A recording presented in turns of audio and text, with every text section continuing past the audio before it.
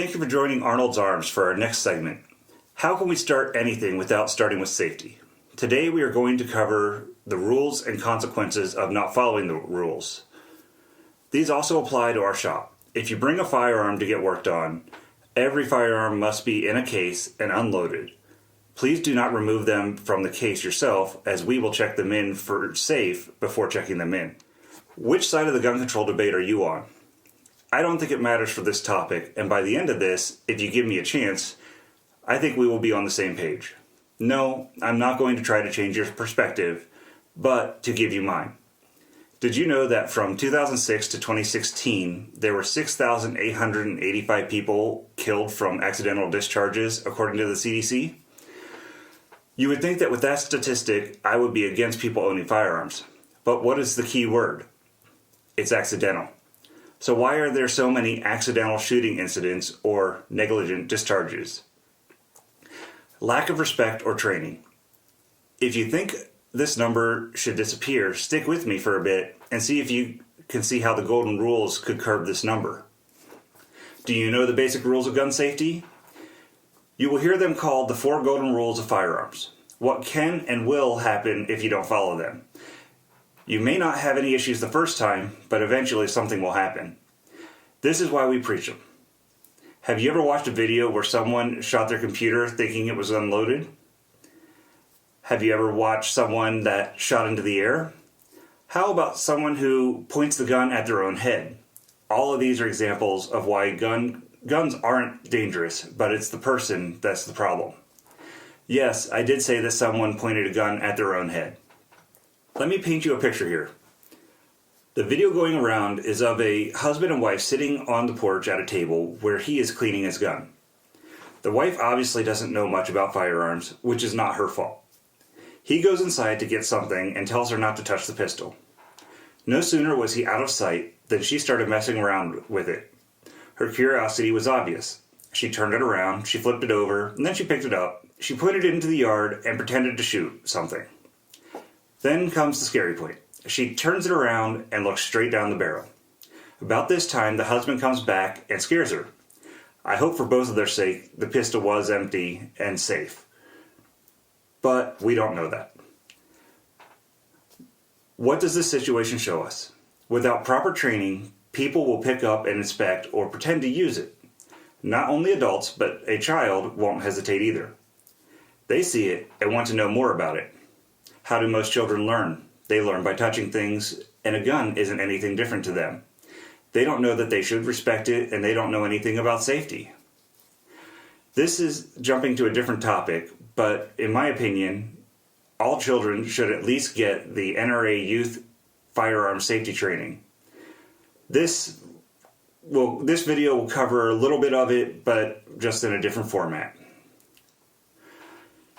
The first of those is to treat every firearm as if it's loaded. What does this mean to you? To me, as a gunsmith, this means that every time I touch a firearm, I check it safe before working on it. It also means that my work area will never have live ammunition in it. Let's imagine that you come across a firearm in a friend's house, or your friend lets you try their firearm at the range. What is the first thing you should do when you touch it? You should make sure the chamber is clear. How do we do this? The first step is to remove the magazine. Do you think removing the magazine makes the gun safe? Absolutely not. Most firearms can and will fire even without the magazine in the frame. There are a few rare models that disable the firearm when the magazine is removed. So yes, that bullet that possibly is still in the chamber makes the gun unsafe. We will never know unless we finish the process. So let's finish clearing it. Rack the slide back, cycle the bolt, or whatever the process is for the firearm in front of you. If you don't know, ask the owner or a gunsmith to help you. Now look into the chamber and verify that it's clear.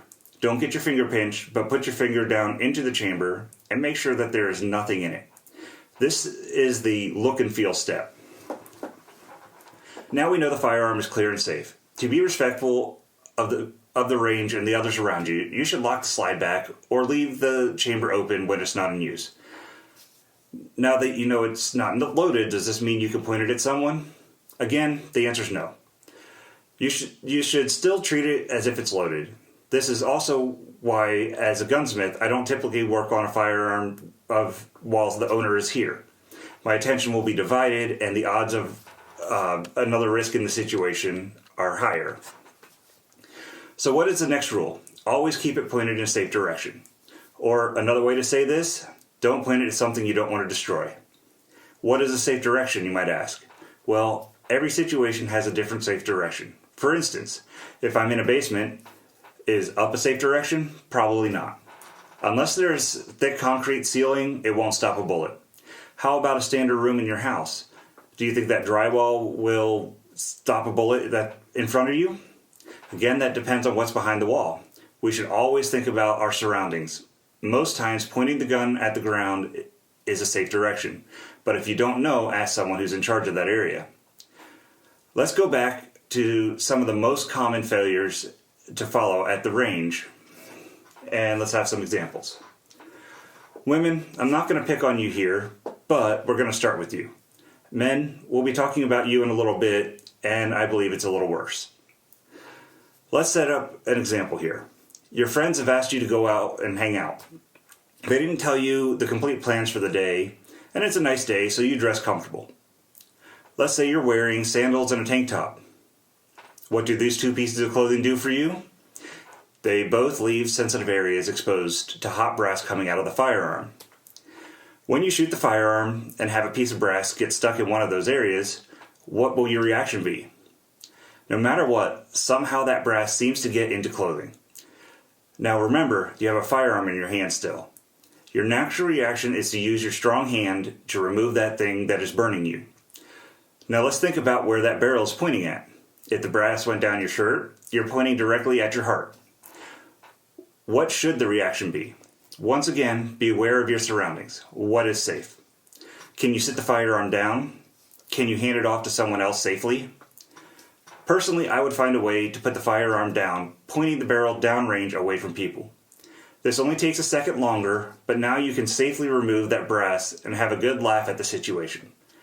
We all laugh at situations like this that are handled correctly. Now, let's look at the first-time shooters. What is the most common failure? We load more than one round into the firearm. You take one shot. You get surprised and start turning around to tell your friends about it. What did you just do? You pointed a live firearm at all of your friends. Yes, this was an innocent mistake. You probably were having an adrenaline rush and didn't think, but it could have been a deadly mistake. If your finger is on the trigger, you could have hurt all of your friends just because you didn't think about where the barrel is pointing at and what the gun could do. If you need a second to compose yourself, then either put the firearm down in a safe direction and then turn around and talk to them, or if you can't put it down, point it to the ground so that it is not pointing at anyone or anything you don't want to destroy. Now let's move on to the men. There's currently a video going around of two guys at an indoor range. I hope the firearm was unloaded, but we won't know. But what is our rule again? So far we have gone over treat all firearms as if they're loaded. Point them in a safe direction. Guy number one is taking a selfie with his firearm. The first few pictures were only minorly concerning as he was pointing it at the walls. But then he pointed the barrel directly at his friend's head, around an inch away from it, and started to take a selfie. I give credits to the range officer who immediately jumped into action, secured the firearm, and kicked them off the range. I think it was a good learning experience for these guys. Now, do you remember that situation before with the hot brass that went into a sensitive area? Men, we get to take the worst of this example currently going around. Two guys at one indoor range lane, but only one is shooting. He takes a shot and the brass bounces off the wall next to him and goes down the back of his t-shirt. This guy had no situational awareness. He grabbed the neck of his shirt with his gun still in his hand and finger on the trigger. Where is this gun currently pointed? Right at his head. He couldn't get the brass and he moved to the bottom of his shirt and attempted to dislodge it. He put 2 rounds into the floor behind him. The range officer was walking past, sweeping the floor at the same point, and almost got shot by this guy. Thankfully, nobody was injured during this event. Well, maybe his pride was. This brings us to our next rule. Keep your finger off the trigger. Have you ever noticed that all of these rules work together? You have to fail multiple of these for something bad to happen. If you keep your finger outside of the trigger well until you plan to use it, there's no way that firearm can go off. If you want to watch an entire range get nervous and start watching every move you do, pick up your firearm out of your bag with your finger on the trigger. This is the number one way to show anyone that you are an unexperienced shooter. I also like to include in this rule, if you carry a pistol, to make sure that the trigger is covered in whatever you are carrying it in. I suggest having a holster with a trigger cover for any purposes. Years ago, there was a female NRA competitive shooter that had a pistol in her purse. Throughout the night, her lipstick worked its way into the trigger well. While she was sitting, she moved her purse on her leg, and the lipstick caused the gun to fire. This caused her to shoot herself in the leg. It has been a while since I read about the event, but I believe it was in a crowded room. She was treated and was fine, but it could have been so much worse.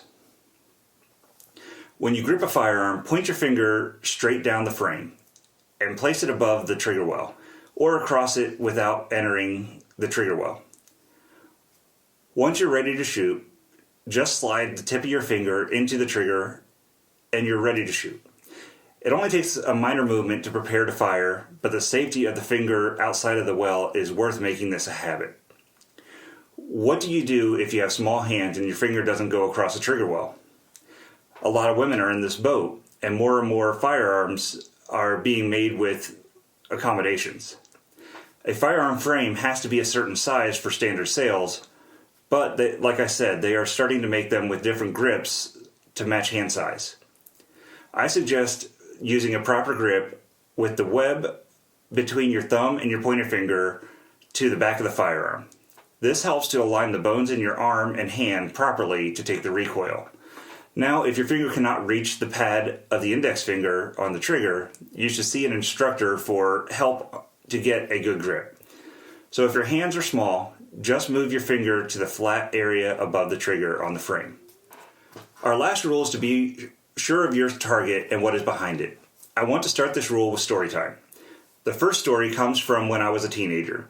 My family and I were playing 18 holes of golf, and we had just gotten onto the 10th hole tee box, where we heard a whistle and crack of a bullet going over our heads. This was a large golf course that was surrounded by fields and farmland. While we never exactly found out what happened, we assume it was someone target shooting in one of the fields around us. This was reported to the pro shop, but we never heard any details after that. Now for my second story. For this, we are going back to a hunting trip here in South Dakota. I was hunting public land, and it was in some rolling hills. The zone I was hunting was around 2 miles long, and the hills blocked you from seeing more than about 200 yards at a time. I was sitting in a low spot next to a hay bale, and once again, I heard a bullet whiz over my head. This was nowhere near as close as when I was a teen, but still scary. It is still a violation of the rule. Every shot should have a good backstop behind whatever you're shooting. In the first example, the field next to the hole was long, flat land with no backstop, only a mountain to the side of it. The second example, I would guess that the person shooting was shooting at a deer at the top of one of the hills with no backstop, and the bullet just kept going over my head. Now you may ask, how far can a bullet go? A .22 long rifle round out of a 10-22, which is one of the smallest rounds that are currently in production, this round can travel over a mile before it stops. As your caliber gets bigger, the longer the bullet can travel, and the bigger the backstop needs to be to stop the target. Now let's talk about the folks you see shooting into the air for celebrations or similar reasons. Where does this bullet go? Well, remember, what goes up has to come down. There have been cases of them coming down through people's roofs and injuring. Now that we have gone over all of the rules, you can see how all of them work together. Do you think that with the knowledge we have gone over and the respect of them, you could curb some of the accidental shootings? How many negligent discharges do you think there should be in a year? I think 0.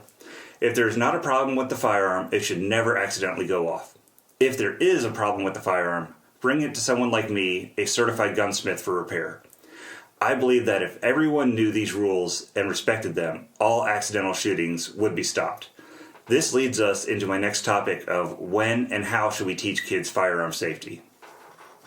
Is there something I missed that you think I should have covered? Put it in the comments below. How about a story? Have you been through something where someone violated one or more of the rules?